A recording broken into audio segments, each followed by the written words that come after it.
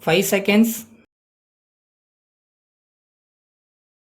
Start. Mr. Speaker, sir, I move the motion of thanks to the Governor for his address to the legislature. Mention has been made in the address about cyclone and famine in some districts. In this connection, I would like to point out that for many years we have had famines and cyclones in some part of the country. So far as our state is concerned, we have had famine either on account of little rain or sometimes too much of it. In spite of our best efforts, we find that the resources for meeting such conditions are no longer available, and we do not know how we are going to solve these problems if famines and cyclones continue. Today, we have to take into account what has happened in the past 3 or 4 years. Though the government have done much,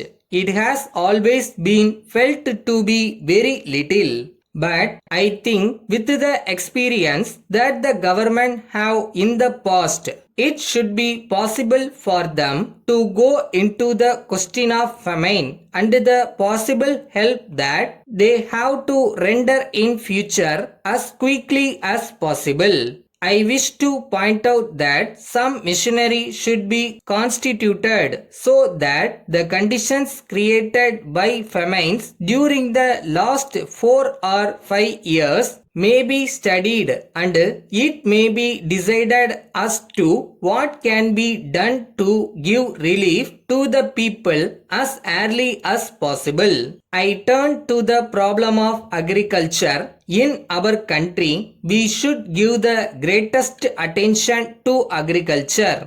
Whatever may be the size of our population, food has got to be produced.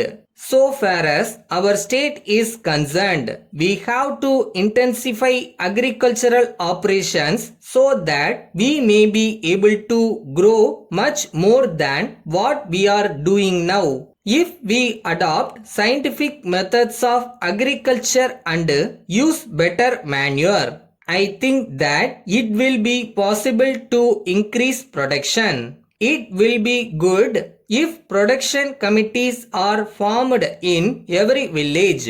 They may see how best we can improve agriculture. The government may help them to promote the sale of improved seeds and better manure. If the government interference is reduced and the people are helped to help themselves, it will create the necessary enthusiasm for development.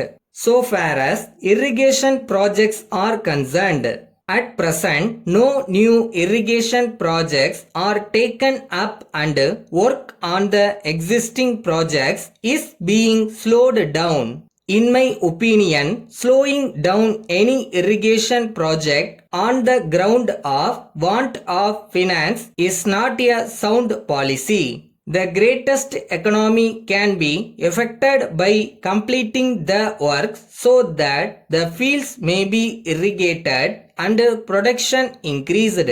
I request that the irrigation schemes may be completed as early as possible, even by borrowing money if necessary. So far as electricity schemes are concerned, the government are trying to manage with the limited resources available. Whatever be our view of a welfare state, we must understand that unless we have the necessary resources, we cannot make much progress. There is a general feeling that the resources of a government are unlimited. If it is understood that the resources of the government have to come from the people, it will reduce the demand on the government to take up this scheme or that. At the same time, the interest of no region should be neglected. Minor irrigation schemes should be taken up wherever possible. After attaining independence, we have seen great development taking place in the country.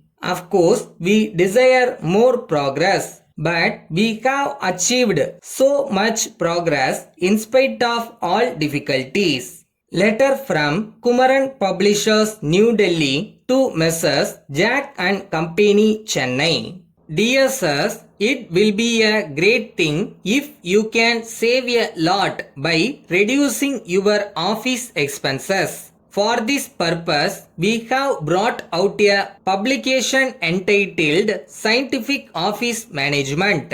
It will tell you how you can avoid waste in office expenses. We may tell you that the book is the result of a long research made by the author for many years. He is now really regarded as an authority on office management. We are glad to tell you that the book is a unique one of its kind. In the first instance, it was published as a textbook for schools and colleges. But as there was great demand, it has now been revised so as to meet the requirements of office managers. It deals with the problems of office management and gives sound advice on how to meet them. It has not left out anything which should be said, and at the same time nothing has been said which is useless for the purpose. As a matter of fact, the book will be a valuable guide to office managers and secretaries. Whatever be your line of business or problem, you are sure to profit by it. Please fill in the enclosed order form and send it to us. We shall be glad to send you the book by return of post. Yours faithfully.